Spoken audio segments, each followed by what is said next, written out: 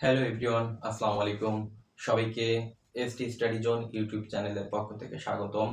আজকে আমি জীববিজ্ঞানের খুবই গুরুত্বপূর্ণ একটি টপিক হিউম্যান হার্ট নিয়ে আলোচনা করব। এই হিউম্যান হার্ট কিভাবে রক্ত সঞ্চালন বা রক্ত প্রবাহিত করে বা রক্ত প্রবাহিত হয় সেই বিষয় নিয়ে আলোচনা করব।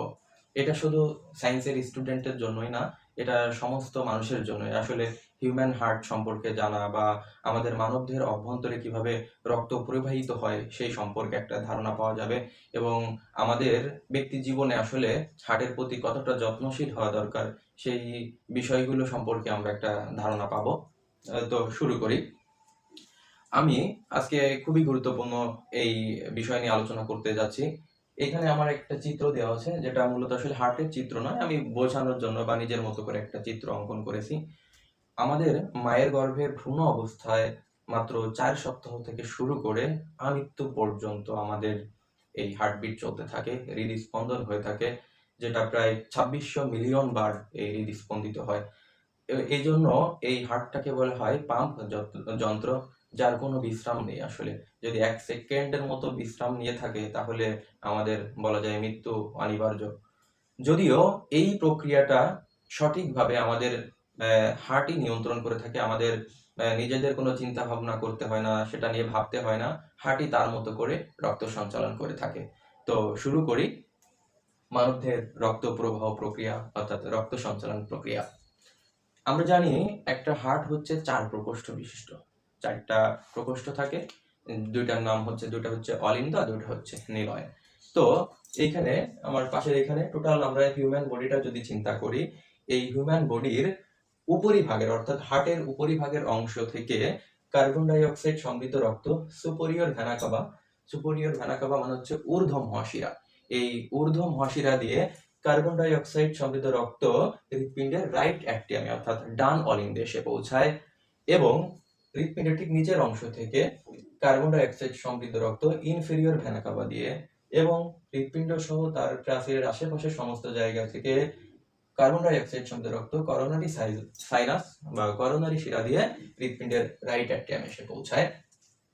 এই রাইট অ্যাট্রিয়ামে যখন কার্বন ডাই অক্সাইড সমৃদ্ধ এসে জড়ো হয় অর্থাৎ জমা হয়, তখন হৃৎপিণ্ডের এই ডান অলিন্দ এবং এই নিলয়ের মাঝখানে একটা দরজা থাকে, যেটাকে আমরা কপাটিকা বা ভালভ বলি। আমরা হার্টের ভালভ সম্পর্কে মোটামুটি একটা ধারণা আছে যে হার্টে ভালভ থাকে, মানে এটা হচ্ছে কপাটিকা বা দরজার মতো। তো তখন এই রাইট অ্যাট্রিয়াম থেকে সমস্ত কার্বন ডাই অক্সাইড সমৃদ্ধ রক্তের চাপে প্রেসারে এখানে হচ্ছে এই কপাটিকাটা খুলে যায়।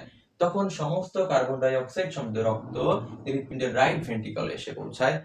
তো একটা বিষয় খুবই গুরুত্বপূর্ণ যে হৃৎপিণ্ডের কপাটিকা সমূহ একমুখী, অর্থাৎ এই রক্ত চাইলেই আর রাইট অ্যাট্রিয়ামে ফিরে যেতে পারবে না। যখন নদীতে বা সাগরে স্রোত হয়, স্রোতটা কিন্তু একদিকে হয়ে থাকে, বিপরীতে যাওয়া কিন্তু একটু খুবই কঠিন। তো তেমনটাই আর কি আসলে। পরবর্তীতে এই রাইট ভেন্ট্রিকল থেকে এই রাইট ভেন্ট্রিকল অর্থাৎ ডান নিলয় থেকে একটা রাস্তা তৈরি হয়, যেটা ফুসফুসে যে শেষ। তো এই রাস্তাটার নাম হচ্ছে পালমোনারি আর্টারি অর্থাৎ ফুসফুসীয় ধমনী। তো আমরা জানি নরমালি ধমনী হচ্ছে অক্সিজেন সমৃদ্ধ রক্ত পরিবহন করে, ধমনী অক্সিজেন সমৃদ্ধ রক্ত পরিবহন করে, কিন্তু পালমোনারি আর্টারি অর্থাৎ এটাকে বলা হয় ফুসফুসীয় ধমনী। এই ফুসফুসীয় ধমনী কার্বন ডাই অক্সাইড সমৃদ্ধ রক্ত পরিবহন করে। তখন রাইট ভেন্ট্রিকল থেকে এই সমস্ত কার্বন ডাই অক্সাইড সমৃদ্ধ রক্ত লাঞ্চে এসে পৌঁছায়। তো লাঞ্চের কাজই হচ্ছে ব্লাডটাকে চেঞ্জ করে দেওয়া, পরিবর্তন করে দেওয়া। তখন লাঞ্চ কি করবে? কার্বন ডাই অক্সাইড সমৃদ্ধ রক্তকে পরিবর্তন করে অক্সিজেন সমৃদ্ধ রক্তে পরিণত করবে। তখন আবার কি হবে? এই লাঞ্চের সাথে আর একটা রাস্তা থাকে, যেটা হার্টের বাম অলিন্দের সাথে কানেকশন। তো এই লাঞ্চ থেকে বাম অলিন্দের মাঝখান দিয়ে একটা রাস্তা থাকে, সেই রাস্তাটার নাম হচ্ছে পালমোনারি ভেইন। তো নরমালি আমরা জানি ভেইন মানে হচ্ছে শিরা।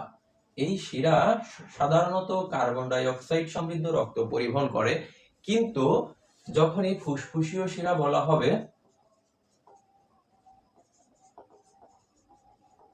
সেই ফুসফুসীয় শিরা সে হচ্ছে অক্সিজেন সমৃদ্ধ রক্ত পরিবহন করবে। এই অক্সিজেন সমৃদ্ধ রক্ত হৃৎপিণ্ডের বাম অলিন্দে এসে পৌঁছাবে। তো বাম অলিন্দে যখন অক্সিজেন সমৃদ্ধ রক্ত এসে জমা হবে, তখন এই লেফট অ্যাট্রিয়াম থেকে সমস্ত অক্সিজেন সমৃদ্ধ রক্ত আবার এইখানে একটা দরজা থাকে যেটাকে বলা হয় বাইকাসপিড কপাটিকা। এই বাইকাসপিড কপাটিকা খুলে যাওয়ার পর সমস্ত রক্ত হৃৎপিণ্ডের লেফট ভেন্ট্রিকলে এসে পৌঁছাবে। লেফট ভেন্ট্রিকলে এসে যখন অক্সিজেন সমৃদ্ধ রক্ত পুরোপুরি মানে জমা হবে, তখন সে আসলে যাবে কোথায়? তার এইখানে একটা রাস্তা থাকে যেটাকে বলা হয় অ্যাওর্টা। এই অ্যাওর্টার মধ্য দিয়ে সমস্ত অক্সিজেন সমৃদ্ধ রক্ত আমাদের হিউম্যান বডির সব জায়গায় পৌঁছে যাবে। এভাবেই আমাদের সারা দেহে অক্সিজেন সমৃদ্ধ রক্ত প্রবাহিত হয়। এই বিষয়টা খুবই গুরুত্বপূর্ণ। এই জন্য অ্যাওর্টাকে বলা হয় মহাধমনী। এই যে আমরা বললাম যে ধমনী অক্সিজেন সমৃদ্ধ রক্ত পরিবহন করে, এখন মহা কথাটা কেন বলা হচ্ছে? কারণ এই লেফট ভেন্ট্রিকলে অর্থাৎ বাম নিলয়ে অবস্থিত সমস্ত অক্সিজেন সমৃদ্ধ রক্তকে এই অ্যাওর্টার মাধ্যমে হিউম্যান বডির সমস্ত জায়গায় পৌঁছে দেয়। এইভাবেই আমাদের মানব দেহে সবসময় রক্ত পরিবাহিত হয়। প্রথমে যেটা বললাম, আমাদের হার্টবিট অর্থাৎ হৃদস্পন্দন প্রায় 2600 মিলিয়ন বার, অর্থাৎ অ্যারাউন্ড 260 কোটি বার জীবদ্দশায় এটা স্পন্দিত হয়, এবং প্রতিদিনই হাজার হাজার লিটার রক্ত পরিবাহিত হচ্ছে আমাদের মানব দেহে। যদি আমরা চিন্তা করি, এই শিরা ধমনী মিলে হিউজ পরিমাণ রাস্তা রয়েছে যেটা প্রতিনিয়ত সার্কুলেশন হচ্ছে, এক জায়গা থেকে প্রবাহিত হচ্ছে, আবার যাচ্ছে, আবার আসতেছে। এইখানে আমি যখন বললাম যে এখানে রাইট অ্যাট্রিয়াম থেকে রাইট ভেন্ট্রিকলে, আসলে ব্যাপারটা তা না, মানে একই সাথে প্রক্রিয়াগুলো প্রতিনিয়ত চলতে থাকে। হৃৎপিণ্ড একবার সংকুচিত হয়, একবার প্রসারিত হয়। এই সিস্টল এবং ডায়াস্টল মূলত হৃদস্পন্দনটা সৃষ্টি করে। এই হার্টের প্রতি আসলে আমাদের কতটা যত্নশীল হওয়া দরকার, বা হার্টের প্রতি কতটা কেয়ার নেওয়া দরকার, কারণ হার্টই হচ্ছে আমাদের জীবনের সবচেয়ে বড় শক্তি। হার্ট যেদিন বন্ধ হবে, আমাদের সবকিছুই বন্ধ হয়ে যাবে। হার্ট মৃত মানে একজন মানুষ মৃত। তাই হার্টটাকে ভালো রাখার জন্য আমরা হার্টের এক্সারসাইজ করব, হার্টকে ভালো রাখার জন্য যে কোলেস্ট্রল জাতীয় খাবার আছে এগুলোকে অ্যাভয়েড করব। সব মিলিয়ে নিয়মিত হাঁটাচলা করা এবং খাবারগুলোকে অ্যাভয়েড, যে খাবারগুলো আমাদের জন্য ক্ষতিকর বা যেগুলো হার্টের রাস্তাটাকে ব্লক করে দিতে পারে বা ভালভগুলোকে নষ্ট করে দেয়, সে বিষয়ে আমাদের সচেতন হতে হবে। সেই খাবারগুলো আমাদের পরিহার করতে হবে। এই হচ্ছে আমার মূল কথা। তো এইখানে এই ব্যাপারগুলো থেকে আমরা আসলে একাডেমিক পরীক্ষায় বা কিভাবে কোশ্চেন আসতে পারে, হার্টের ব্লাড সার্কুলেশনটা আসতে পারে 3-4 মার্কে। আবার দেখা যাচ্ছে এই জায়গাগুলো থেকে ছোট ছোট কিছু কোশ্চেন চাকরি পরীক্ষা আসতে পারে যারা নিবন্ধন প্রত্যাশী আছেন। এখানে দেখা যাচ্ছে ধমনী কোন রক্ত পরিবহন করে, তারপরে শিরা কোন রক্ত পরিবহন করে, এগুলো এমসিকিউতে আসতে পারে।